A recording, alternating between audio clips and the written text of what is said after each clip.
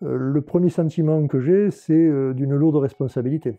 J'ai été le secrétaire général de la présidente précédente, de Catherine Mojaïski, avec qui j'ai beaucoup travaillé. Ça a été une excellente présidente de confédération. J'aurais pu utiliser le terme d'héritage, car j'ai été formaté CNSD et donc je serai dans la lignée de mes prédécesseurs pour tout ce qui concerne l'humanisme, l'accès aux soins. Je suis un conventionniste et tout ça, c'est dans mes gènes. Ça. La rupture sera de faire prendre à la Confédération le virage de la modernité, puisque le monde change et qu'on n'a pas d'autre choix que d'évoluer, de changer dans notre discours et dans nos comportements. J'ai une vision entrepreneuriale des choses, que je ne trouve pas incompatible avec la vision médicale. La vision médicale, je la défends, je l'ai toujours portée, c'est mon héritage, c'est ce que je ne reviendrai pas là-dessus.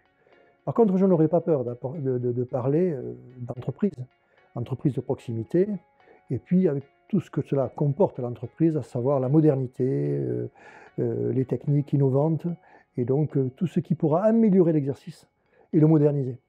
Et je pense à la transition numérique et d'une forme d'écologie. La vision que j'ai, c'est une vision, je l'ai dit, conventionniste, mais qui tient compte de la demande de la société, dont des patients.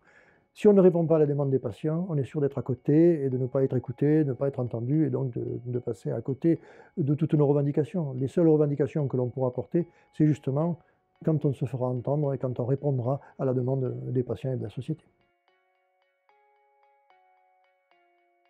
Je m'inscris totalement dans une politique de santé publique et d'accès aux soins. Encore une fois, ce sont nos gènes. Ne pas le faire, non seulement ce serait une erreur, mais c'est être hors sujet. Donc il n'y a pas de dissociation d'intérêt entre ceux des patients et des praticiens.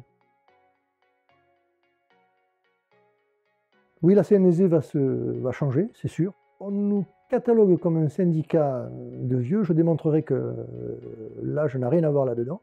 La modernité, c'est une question d'état d'esprit, et on a une véritable volonté, c'est de s'adresser aux jeunes générations, puisque le but, c'est effectivement de construire un avenir pour eux.